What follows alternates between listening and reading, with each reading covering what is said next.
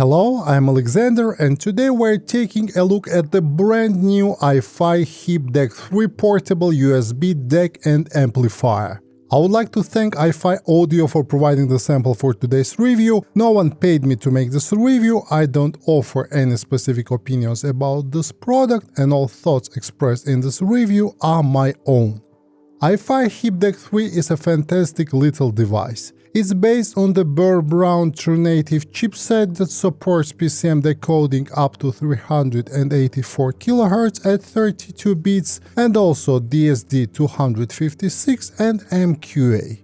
It has a built-in battery, both 3.5mm single-ended and 4.4mm balanced headphone outputs, a lot of power and very interesting onboard features. But as always, we will start with the unboxing.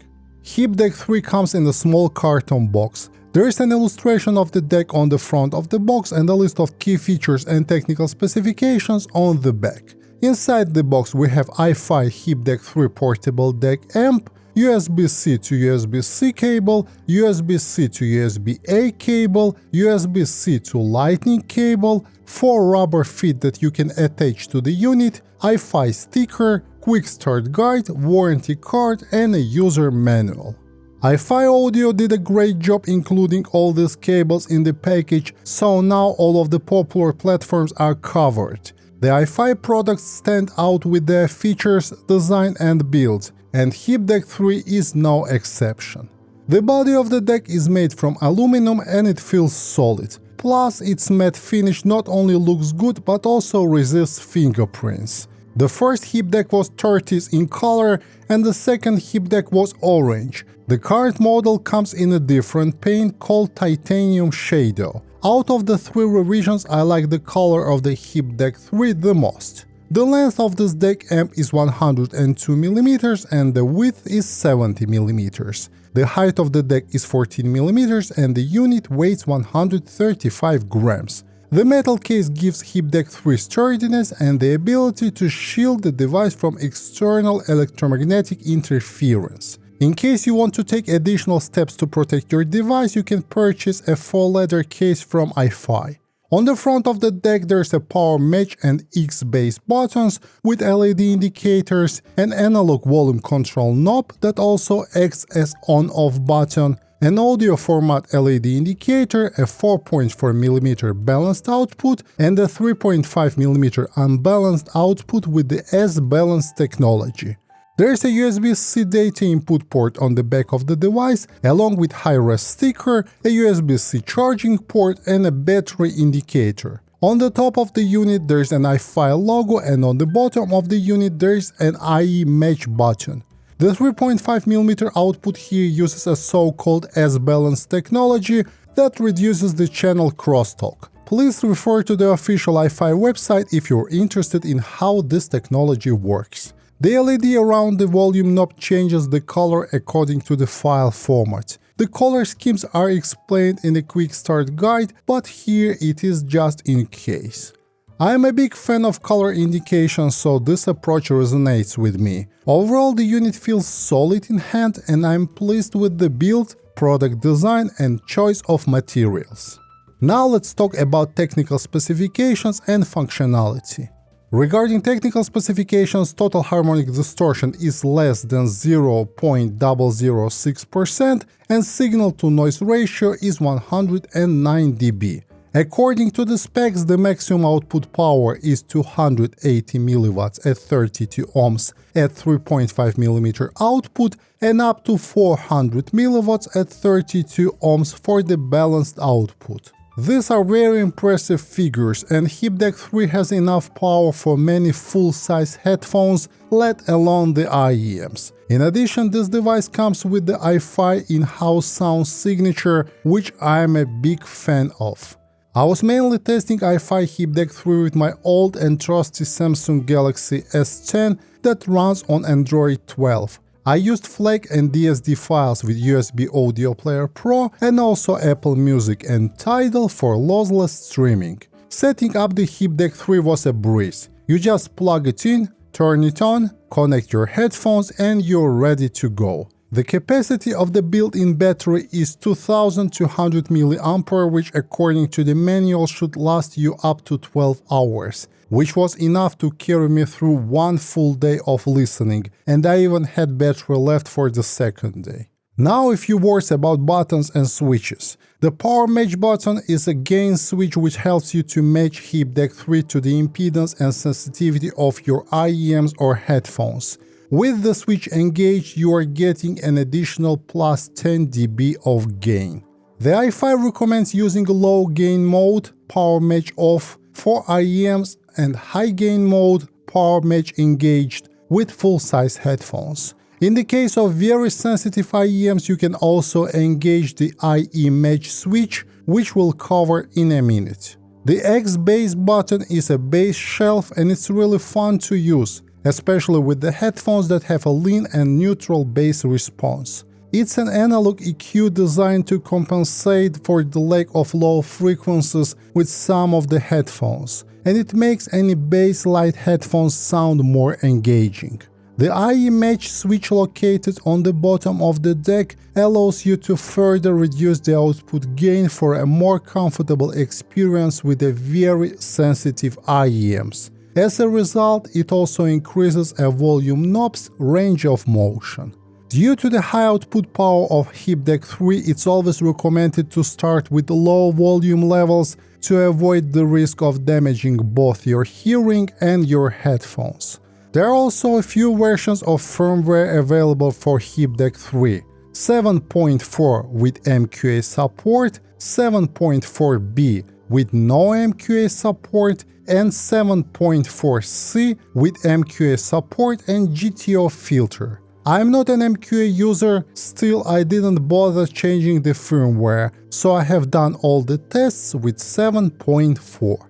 Now let's talk about iFi hipdac 3 pairings and sound impressions. Talking about power, according to the specs, the maximum output power is 280 mW at 32 ohms at 3.5 mm output and up to 400 mW at 32 ohms for the balanced output.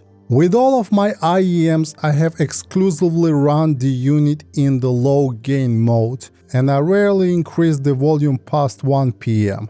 This means hipdac 3 can drive probably all of the IEMs on the market today. And at the same time, I didn't notice any audible distortion or noise with sensitive IEMs, which is good. And this is exactly what you should expect from a quality DAC and amplifier. The next important aspect for me was how it would drive my full-size headphones. I tried it with about 10 full-size headphones I had at hand while making this review. You can see the list of the headphones I used in this test on your screen now. Additionally, I have also included information about the impedance and sensitivity to give you an idea of how powerful the iFi hipdac 3 is. All full-size headphones have been tested using the high gain mode, so power match button engaged, and 3.5 mm single-ended output, as some of my headphones don't support a balanced connection, and I wanted to see a fair comparison. Though with some headphones in this list, even the low gain mode provided enough power. The hipdac 3 has shown fantastic results and driven all the pairs with ease. In addition, it paired especially well with neutral and neutral bright sounding headphones, and I had some fun with the X bass button too. I did not even bother with the balanced cables, as 3.5 mm output in high gain mode had enough power and headroom to drive all pairs on this list. However, if I need even more power and headroom, I can always use a 4.4 mm balanced connection. I also need to mention that I don't believe that DACs can have a significant impact on the sound, but the amplifier section of the DAC amp can still introduce some changes to the sound. To me, the hipdac 3 sounds musical and warm. At the same time, it's quite resolving and has a solid black background, which I appreciate. In my opinion, the hipdac 3 is an ideal companion for the headphones and IEMs in 16 to 300 ohm range. To me, it strikes the perfect balance between price, performance and output power in a portable form factor. With all the features and flexibility it brings to the table, I think it's an amazing portable DAC and amplifier. As we talk about hipdac 3, I think it also makes sense to mention its predecessor, the hipdac 2, especially as there have been a few changes in hipdac 3 compared to the hipdac 2. First is the introduction of USB-C input port. While USB-A port on the hipdac 2 is still more robust in my opinion, the introduction of the unified ports is still a good thing. Second is the addition of the IE match switch, a circuit designed to optimize the amplifier's output power to suit very sensitive headphones and in-ear monitors better. This also helps to increase the range of motion of the volume knob with very sensitive IEMs. In addition, there have been some circuit refinements, including the new metal film capacitors and updated GMT circuitry with a new crystal oscillator to reduce phase noise. Let's summarize. So what do I like about this device? It has an excellent design and a good build, as balanced 3.5mm connection, built-in 2200 mAh battery, USB-A, USB-C and Lightning cables are included in the package. There is enough power to drive a lot of full-size headphones, let alone the IEMs. It has 2 gain modes, an IE match button to help with very sensitive IEMs, X-Bass button to bring some more excitement, and a musical and warm sound signature. What I didn't like? Well, I don't think this unit has any real cons. But if you want me to be very picky, I would say that the volume wheel milling could be slightly better. I would also like to see a volume guard to secure the volume wheel while the DAC is in your pocket. But that's a mere nothing.